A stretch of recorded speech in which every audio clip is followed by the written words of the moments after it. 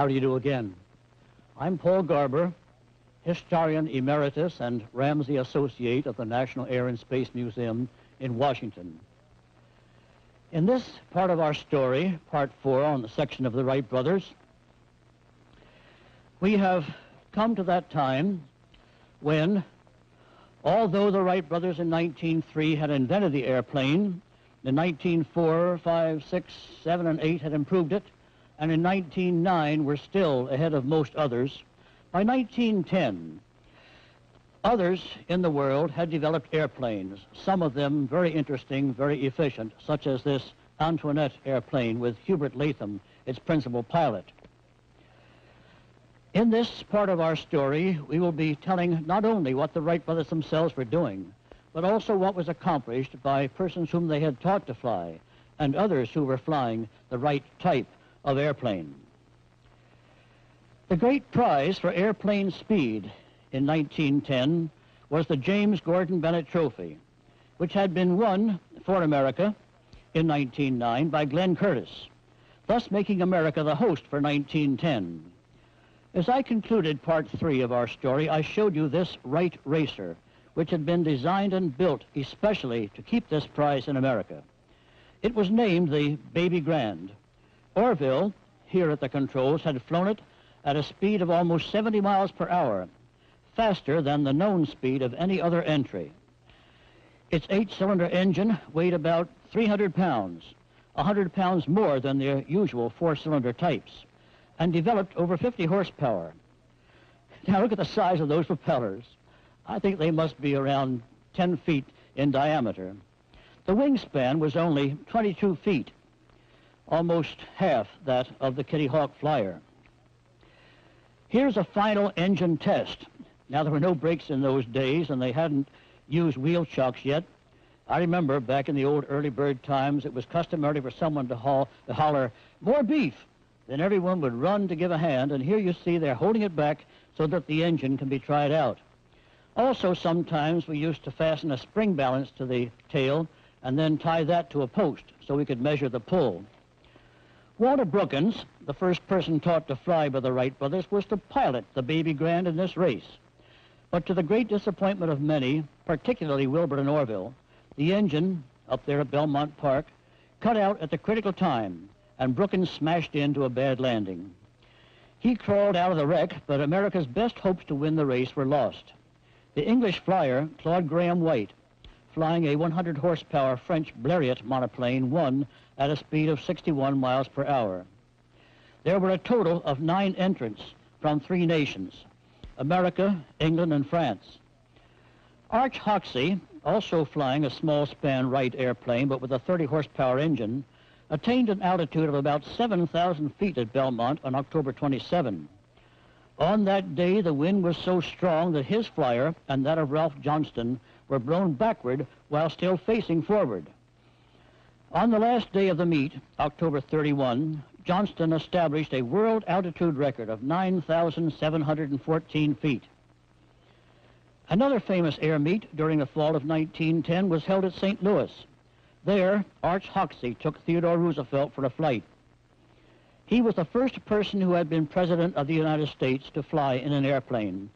As they landed and Teddy put back his wide-brimmed felt hat, he probably said, "That was bully." Air Express was inaugurated on November 7, 1910, when Phil Parmalee flew a Wright airplane from Sims Station near Dayton to Columbus, Ohio, carrying a package of silk consigned to the Morehouse Martins Company. The cargo weighed about 100 pounds and was valued at $800. His flight clothing consisted of an undershirt, a sweater coat, a heavy top coat, woolen cap, and goggles. The 65-mile flight was made in 66 minutes. Parmalee carried 1 piece of airmail.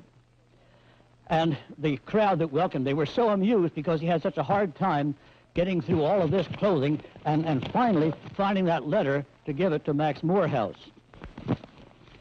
Now, also in 1910, the world had become greatly interested in aviation, and everyone in America, among other nations, wanted to see airplanes in flight. So the Wright brothers organized an exhibition team.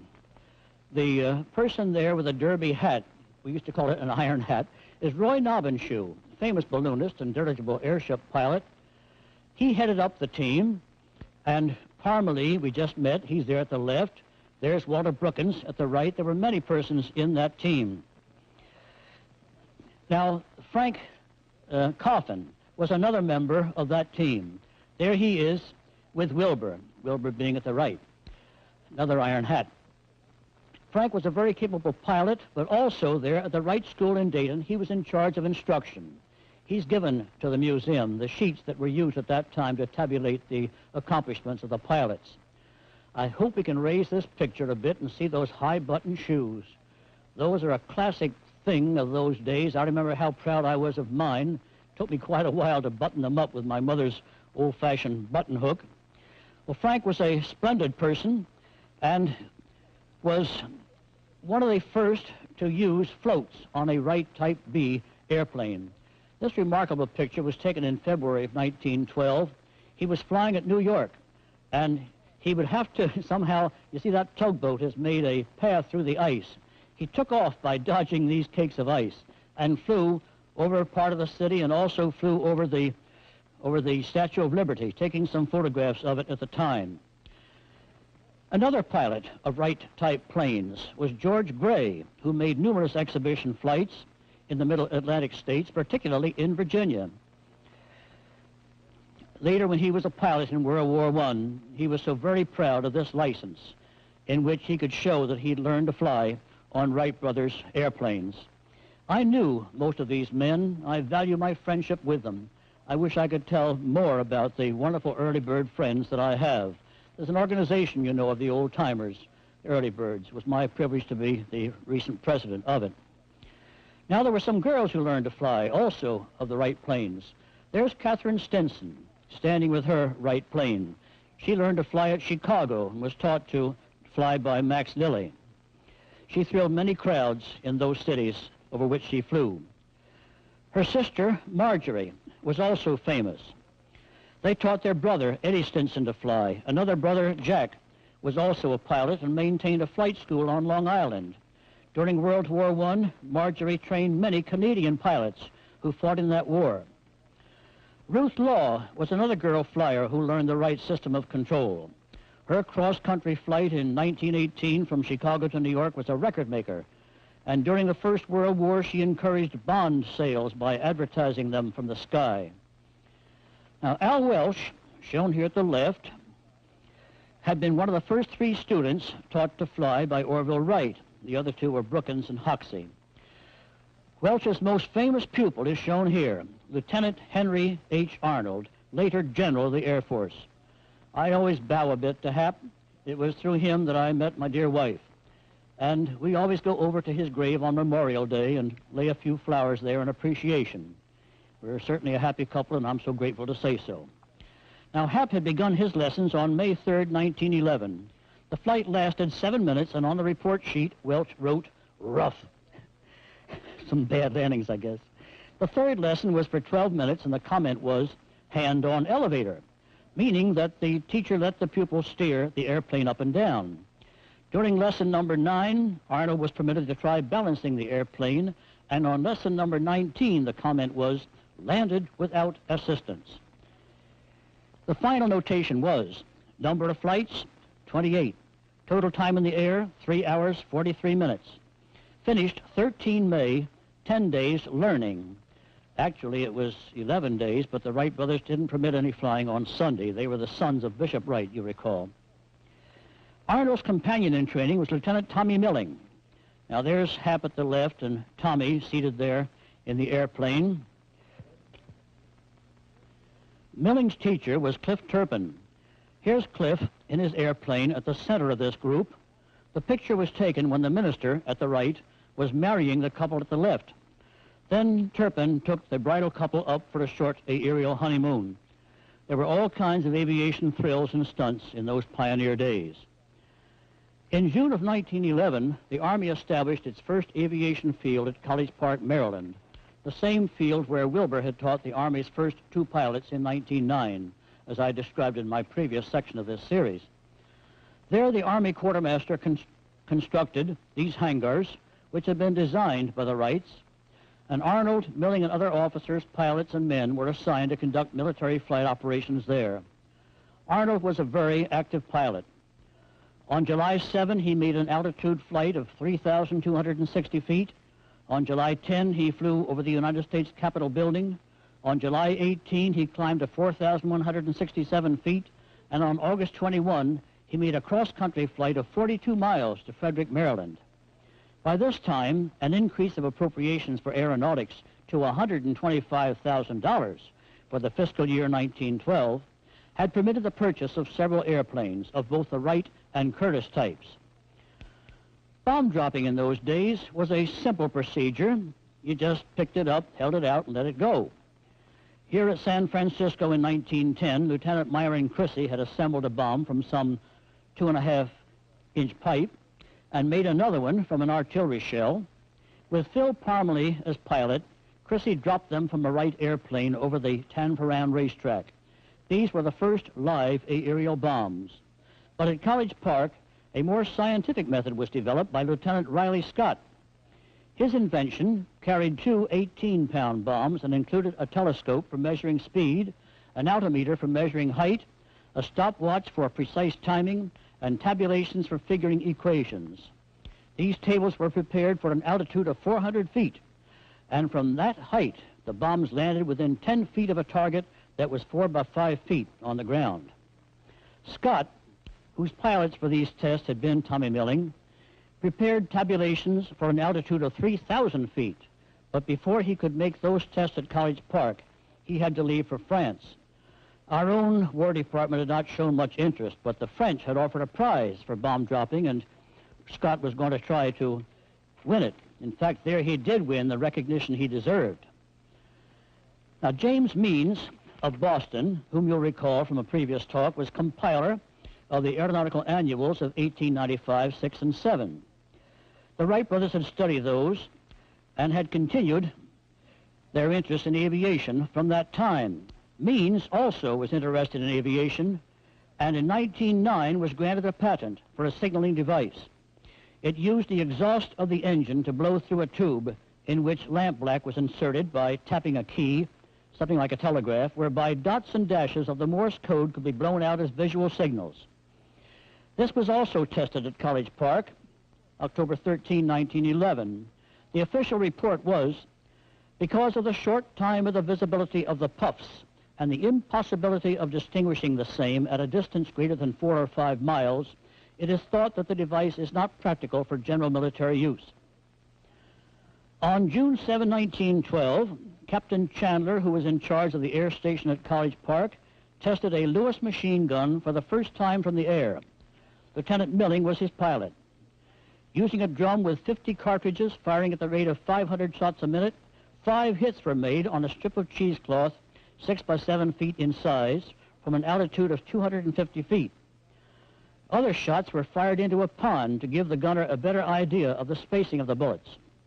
The next day, from an altitude of 550 feet, some 44 shots were fired. 14 of them hit a cloth target on the ground. The target was 2 yards by 18 yards in size.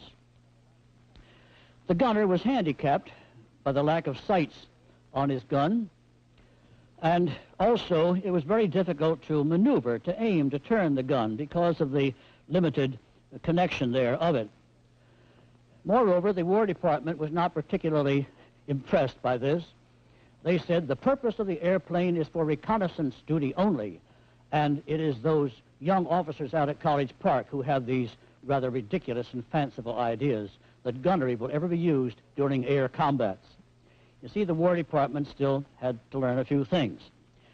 In October of 1911, Orville Wright went back to Kitty Hawk to conduct some tests in gliding under the very favorable conditions that prevail there. He was anxious particularly to develop some kind of an automatic stabilizer. In fact, he'd been working on that since 1907. He had with him there at Kitty Hawk his brother, Lauren, his nephew, Horace, and their friend, Alec Ogilvy of England. Their first job upon arrival at the old camp was to patch up the hangar. and arrange housekeeping details. The gliding tests continued for most of the month, with various modifications made in the aircraft, at times using some parts from the old machine of 1905, which they had left there. The most notable performance was on October 24, when about 20 glides were made, ranging from 1 minute to a world record of 9 minutes and 45 seconds. Now that's hovering, you see, remaining motionless, pretty much motionless over one spot. Marvelous accomplishment. This record was not exceeded until 1921, when Germany, you see, had been prevented from flying powered aircraft and then turned to gliding to keep up their flying proficiency. And then they did finally surpass that 9-minute record. But this stood for about 10 years. Also in October 1911, another air meet was being held in St. Louis. One of the features was the carrying of mail by airplane. Walter Brookins, here seated on the skid, was the pilot. This was the second instance of official airplane mail in America. The first had occurred the previous month at the Nassau Boulevard, Long Island Air Meet, when Earl Ovington, wearing the crash helmet, had received a bag of mail from the Postmaster General himself. Frank Hitchcock, the Postmaster General, gave me this picture several years ago. Now at St. Louis, Second Assistant Postmaster General Granfield officiated. He's the gray-haired gentleman. The date of October 4 is confirmed by this piece of mail addressed to A.B. Lambert, one of the most enthusiastic patrons of aviation in those pioneer days. Later became one of the St. Louis sponsors of Charles Lindbergh's transatlantic flight. Incidentally, there's a penny postcard. You don't see them anymore. Now here's Mr. Lambert with Walter Brookins. One of the most notable pilots of Wright airplanes on cross-country flights was Harry Atwood. His world record accomplishment for 1911 was from St. Louis to New York City, a distance of 1,266 miles, made with 19 intermediate stops in 12 days. A Wright Type B, made by the Burgess Company under license, was used and required no major repairs en route. It was the same airplane he had used in a flight from Boston to Atlantic City, New Jersey. Soon after that flight, Atwood learned that the Aero Club of Washington had awarded him its gold medal. The Aero Club of America also recognized that flight. The medal was to be presented by the President of the United States, then William Howard Taft. To receive it, Atwood flew to Washington and landed on the southern lawn of the White House, believe it or not. When I told one of our president's helicopter pilots about this flight and this landing, the helicopter pilot refused to believe it until I showed him this picture. He thought only helicopters could sit down in the backyard of the White House. Then when I said that Atwood took off from the same limited space after receiving the medal, as verified by this photograph, the president's pilot finally gave in, but he pointed out that the trees were not as tall then as they are now. But the greatest flight of 1911, and in fact one of the most notable of all time, was accomplished by this pilot, Calbraith Perry Rogers. He loved to fly and he loved a cigar too. He not only exceeded Atwood's distance record, but became the first person to fly an airplane all the way from coast to coast across the United States of America. Rogers was the descendant of famous Americans. His father was a captain in the United States Army and fought in the Indian Wars. Rogers' great-grandfather was Commodore Matthew Calbraith Perry, who had sailed his squadron into Japanese waters, inviting that nation to engage in commerce with America back in the 1860s. Rogers' grand-uncle was Captain Oliver Hazard Perry, hero of the Battle of Lake Erie in the War of 1812. Cal had hoped to be a naval officer, but was prevented by an air condition. Becoming interested in aviation when he visited his cousin, John Rogers of the Navy, while that officer was detailed to the Wright School for flight instruction, Cal decided to also take lessons. He soloed in the remarkable time of 90 minutes instruction.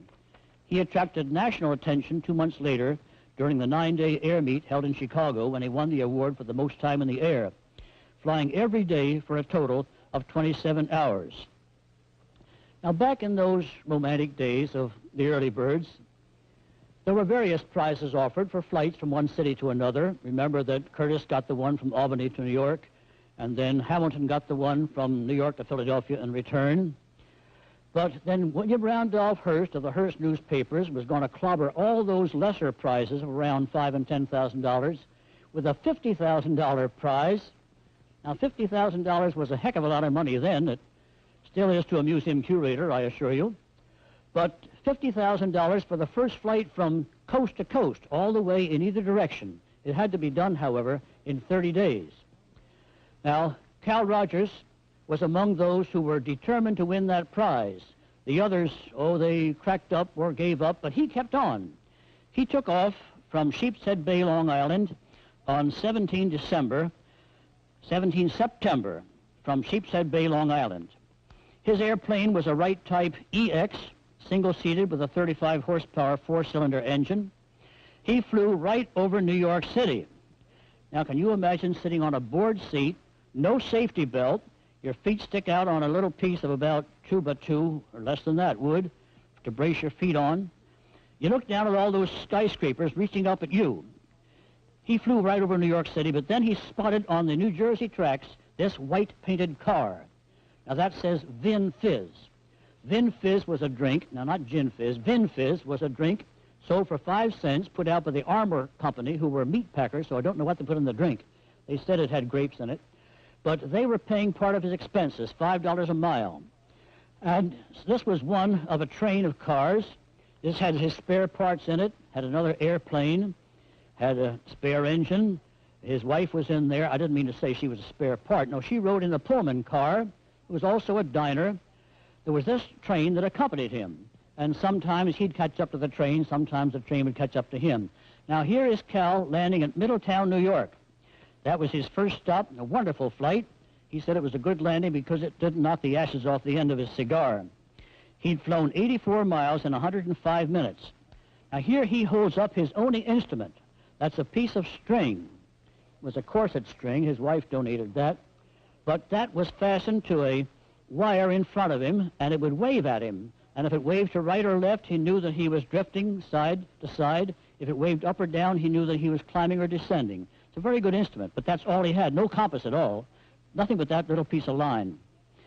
Now, taking off from Middletown the next morning, his wheels brushed the top of a tree, and he landed in a chicken yard. That's no place to set it down.